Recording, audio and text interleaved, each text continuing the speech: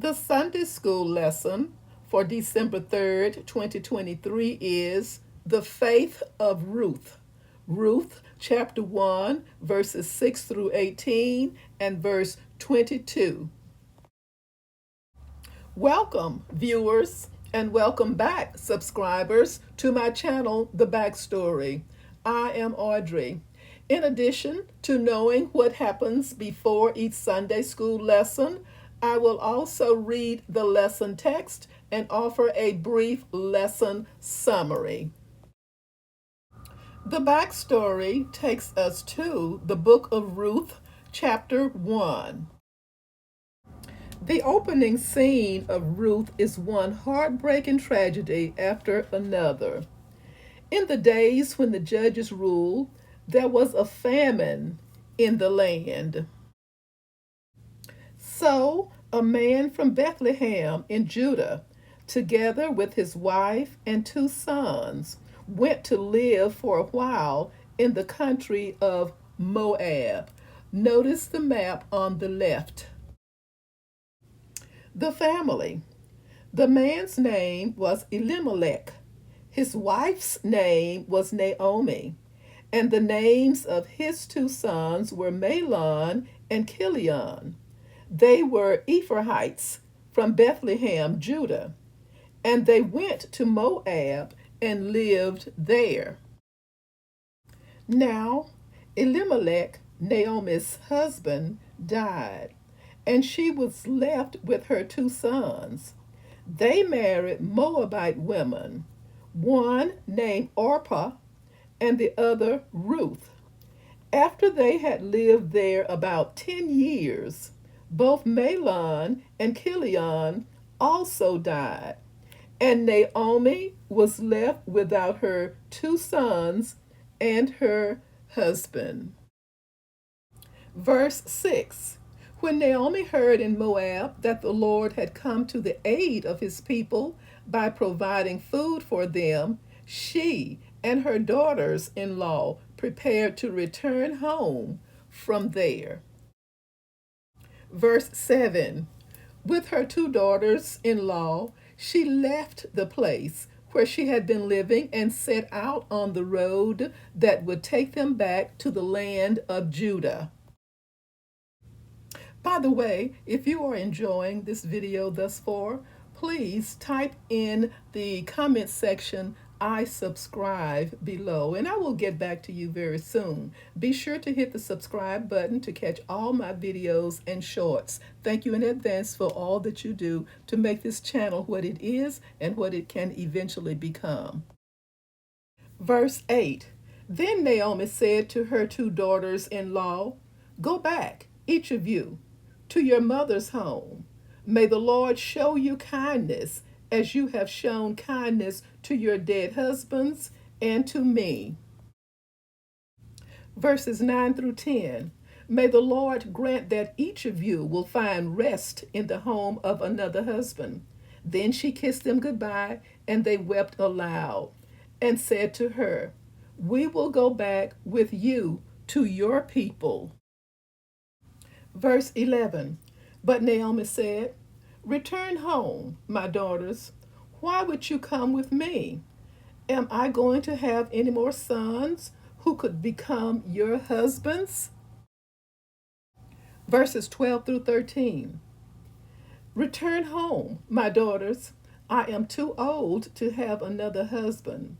Even if I thought there was still hope for me, even if I had a husband tonight and then gave birth to sons, would you wait until they grew up? Would you remain unmarried for them? No, my daughters, it is more bitter for me than for you, because the Lord's hand has turned against me. Verses 14 through 15. At this they wept aloud again. Then Orpah kissed her mother-in-law goodbye, but Ruth clung to her. "Look," said Naomi, "your sister-in-law is going back to her people and her gods.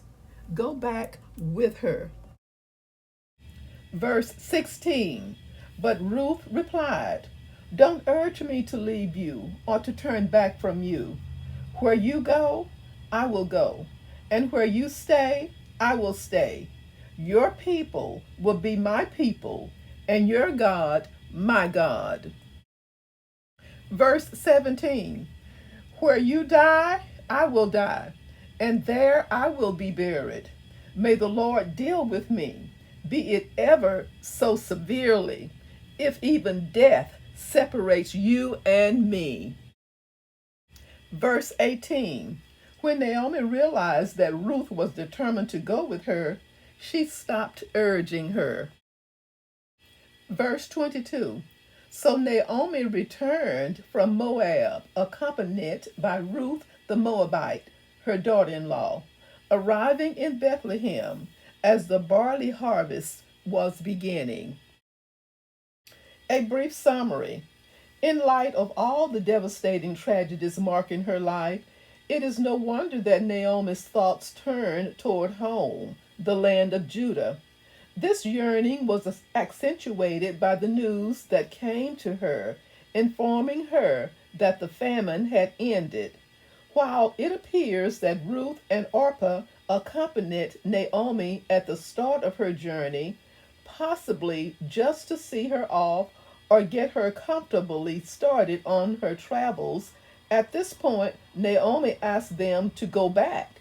Naomi pointed out that she could not furnish more sons for them to marry. Further, she expressed her sense that she was out of favor with God. Bitter as she may have been about all the heartbreaking losses her family had suffered, Naomi expressed her appreciation for Orpah's and Ruth's kindness, thanking God and asking his blessings on them. Nonetheless, Naomi felt it would be better for her daughters in law to live in their own country and among their own people. The close and affectionate relationship the three had is evidenced by the tears, kisses, and embraces they shared upon their parting. Orpah did as Naomi requested, and as was normative for a widow in that time and culture, she returned home, where she would likely receive financial support and could possibly remarry among her own people. But Ruth defied the norm. She decided on her own familiar culture, language, and family to go to a foreign land, learn a new language, and face a life of poverty and hard work with Naomi. Ruth's decision to go with Naomi was complete, unqualified, and unwavering. Her beautiful words of commitment in verses 16 and 17, often recited in modern day marriage vows, express the essence of loyalty. Wherever Naomi went or stayed, Ruth would share her lot. Ruth was willing to give up her entire Moabite heritage and identify herself with Naomi's people, the Israelites.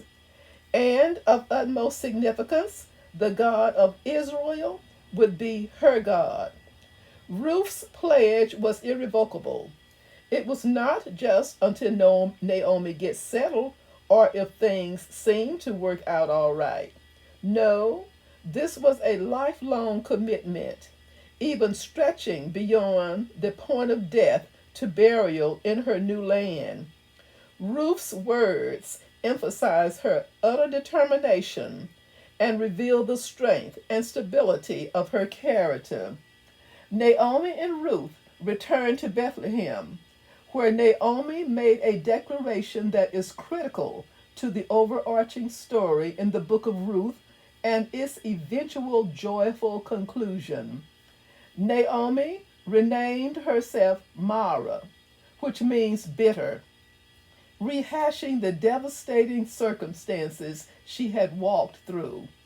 Naomi was enveloped by utter desolation and claimed bitterness as her identity. Thank you so much for watching and listening. Join me soon for the next backstory and more. Stay safe, may God bless, and please share this video with others.